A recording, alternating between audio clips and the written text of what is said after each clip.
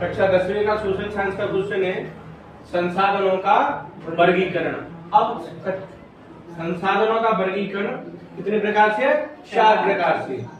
पहला है उत्पत्ति के आधार पर संसाधन कितने प्रकार के होते हैं, और स्वामित्व के आधार पर संसाधन कितने प्रकार के होती है, समाप्यता के आधार पर संसाधन और विकास के स्तर के आधार पर संसाधन कितने प्रकार होते हैं। तो पहला है उत्पत्ति के आधार पर। अब उत्पत्ति के आधार पर जो संसाधन है वो भी 2 प्रकार से है, एक जैव संसाधन, दूसरा अजैव संसाधन। अब जैव संसाधन किनको कहते हैं? जिन संसाधनों में जीवन होता है वे जैव संसाधन होते हैं, या जो जिनमें जीवन होता है वो जैव संसाधन, और जो निर्जीव होते हैं ऐसे संसाधन जिनका प्रयोग निर्जीव संसाधनों का हम प्रयोग करते हैं वो अजैव संसाधन कहलाते हैं।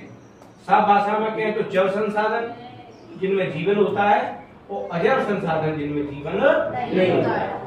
अब स्वामित्व के आधार पर, स्वामित्व का मतलब स्वयं अपन किसी काम को करें उसके आधार पर, स्वामित्व के आधार पर संसाधन का वर्गीकरण किया गया है। तो स्वामित्व के आधार पर संसाधन होते हैं 4 प्रकार के।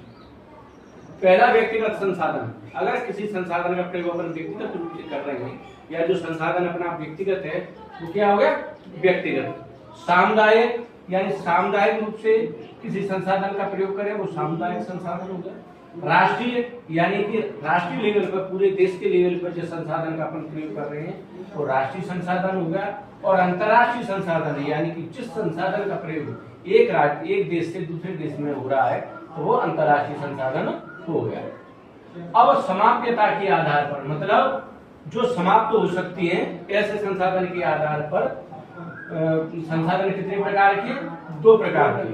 पहला है नवीनीकरण योग्य संसाधन और दूसरा है अनवीनीकरण योग्य संसाधन। नवीनीकरण योग्य संसाधन का मतलब होता है कि ऐसा संसाधन जिनका प्रयोग हम एक बार कर लें, उसको रिसाइकल करके उसका प्रयोग फिर से कर लें, तो ऐसे संसाधन होती है नवीन संसाधन। और अनवीनीकरण यानी ऐसे संसाधन जिनका प्रयोग अपन ने एक बार कर लिया फिर से अपन उसका प्रयोग नहीं कर सकते, वो अनवीनीकरण संसाधन। अब विकास के स्तर के आधार पर पहला संभावित, यानी ऐसा काम हो सकता है या इस संसाधन का अपन ऐसे प्रयोग कर सकते हैं, संभावित। दूसरा विकसित, यानी जो संसाधन विकसित रूप में उसका अपन प्रयोग कर रहे हैं तो विकसित संसाधन हो गए। भंडार, यानी कि संसाधन जिनका अपन प्रयोग कर रहे हैं उनका भंडारण किस प्रकार से है या कितनी मात्रा में वो संसाधन है, इस प्रकार से। संचित कोष, यानी कि इकट्ठा करना, वो क्या हो गया? संचित कोष, यानी विकास के स्तर आधार पर